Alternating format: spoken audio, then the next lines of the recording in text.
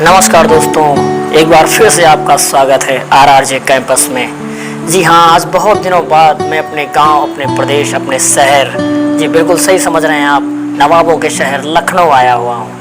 आप मुझे देख तो नहीं पा रहे हैं, लेकिन आप मुझे सुन पा रहे हैं। तो मैं सुनने वालों को बता दूँ कि जो लोग नहीं जानते हैं, मैं उनको बताना चाहता हूँ कि हम नवाबों के शहर लखनऊ के निवासी हैं। और आज मैं आपको कुछ ऐसी घटना या ऐसी कहानी के बारे में बताने वाला हूँ। आज सुबह मैं न्यूज़पेपर पढ़ रहा था, तो उसमें मुझे सोनिया जी की लिखी हुई एक अच्छी कहानी, जिसका कि टॉपिक है या शीर्षक है इंसान की कीमत, जो कि बहुत जल्द क्लास 6 से लेकर 8 तक के हिंदी सब्जेक्ट में शामिल होने वाली है, वो मैं आज आपको बताऊंगा और सुनाऊंगा।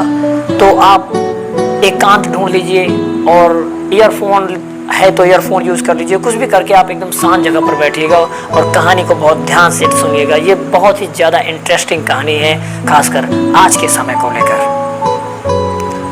राजू के पापा एक छोटे शहर के बड़े वकील थे। उन्होंने तय किया था कि राजू को कभी कोई कमी नहीं होने देंगे, इसलिए वे उसे बहुत ज़्यादा दुलार से, प्यार से पालते थे।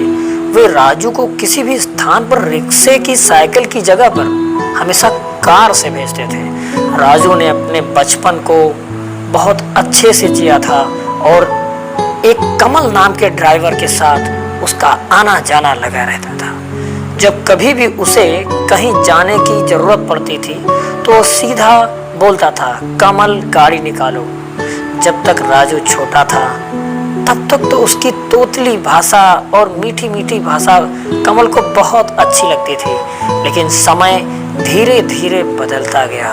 राजू के बड़े होने पर उन्हें अपने लिए इस तरह का अटपटा शब्द बोलना चुभना होता है। जैसे कि आपको कोई छोटा बच्चा प्यार से आपका नाम लेता है तो आपको बड़ा प्यारा लगता है, लेकिन जब वही बच्चा बड़ा हो जाता है और वो आपको आपके नाम से बुलाता है तो आपको थोड़ी सी परेशानी होती है या आपको थोड़ा सा अनकंफर्टेबल महसूस होता है।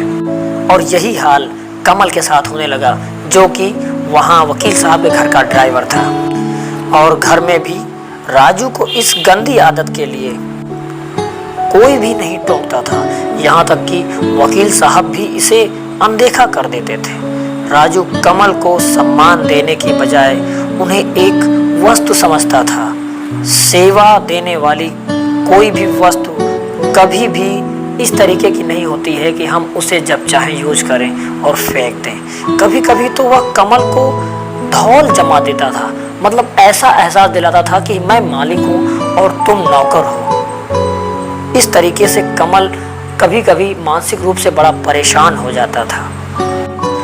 कमल, जो कि वकील साहब के घर का ड्राइवर था, वो राजू के पापा को बचपन से ही जानता था।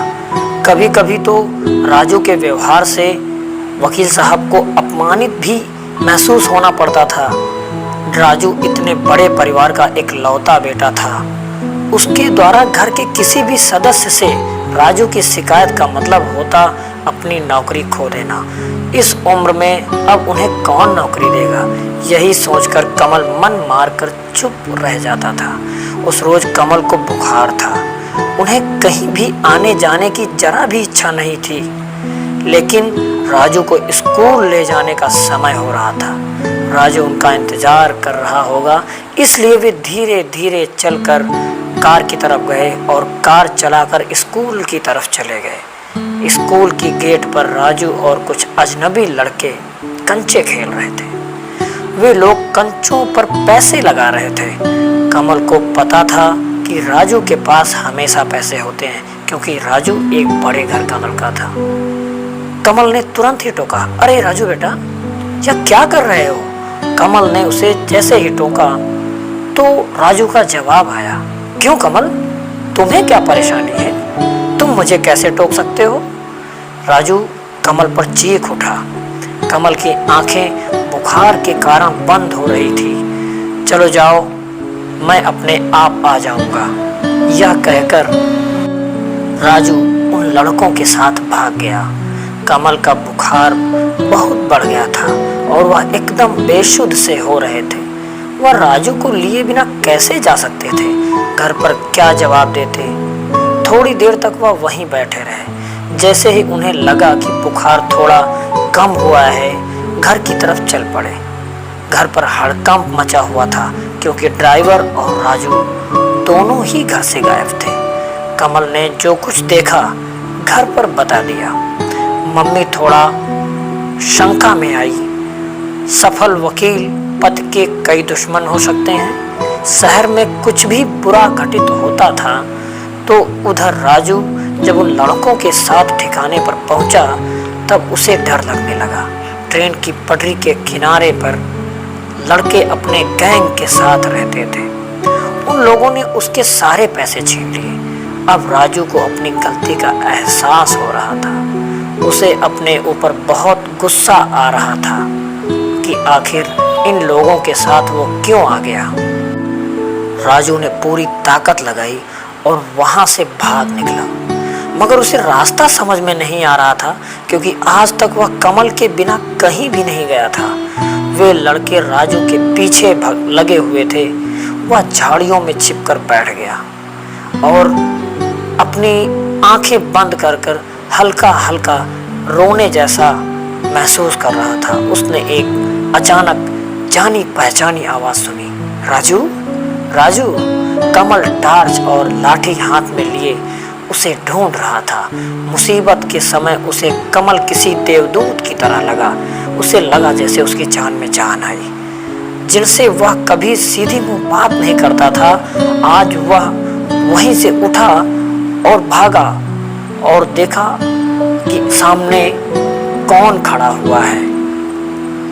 उसको एहसास हुआ कि आज तक जिसने उसकी 1% इज्जत नहीं की, आज वो उसे बचाने आए हैं। आज उसे डर लग रहा था कि अमीर हो या गरीब, हर इंसान कीमती होता है। उसे खुद पर शर्म आ रही थी।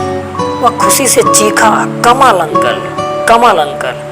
उसके मुंह से अपने आप को अंकल शब्द सुनकर, कौन माइका लाल, हाओ मुझे टकराओ, बच्चे को अकेला जानकर परेशान कर रहे हो, आओ एक एक को देख लूंगा। ऐसी दहाड़ भरी आवाज में कमल ड्राइवर आगे बढ़ा और सभी लड़के भाग खड़े हुए। कमल दहाड़ रहा था, लाठी को जमीन पर ठक ठक पीट रहा था। कमल की आवाज सुनकर सभी बदमाश लड़के कहीं भी नजर नहीं आए, सिर पर पैर रखकर भाग चुके थे। राजू भागकर कमल से लिपट गया। कमल ने उसे धीरे से गले लगा लिया। उसकी आवाज भी भर्रा गई। घर पर सब तुम्हारा इंतजार कर रहे हैं बेटा, कमल ने कहा। राजू ने आगे बढ़कर कमल के पैर छू लिए और अपने बुरे व्यवहार के लिए माफी मांगी। तो दोस्तों, कैसी लगी आपको यह कहानी?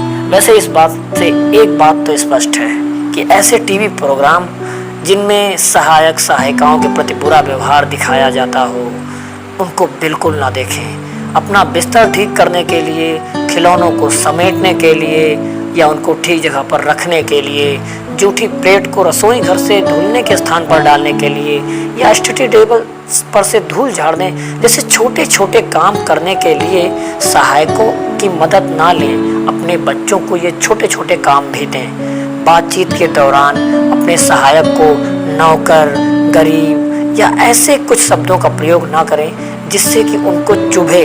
बच्चे आपकी गलत बातों का बहुत जल्द अनुसरण करते हैं, इसलिए सावधान रहें और अपने बच्चों को ऐसी शिक्षा दें जिससे कि वो अपने घर में रहने वाले किसी भी सदस्य का सम्मान करें। Thank you. मेरी इस कहानी को सुनकर कुछ लोगों को थोड़ा सा अजीब फील हो रहा होगा, लेकिन कुछ लोगों को बहुत अच्छा लग रहा होगा। बहुत बहुत धन्यवाद।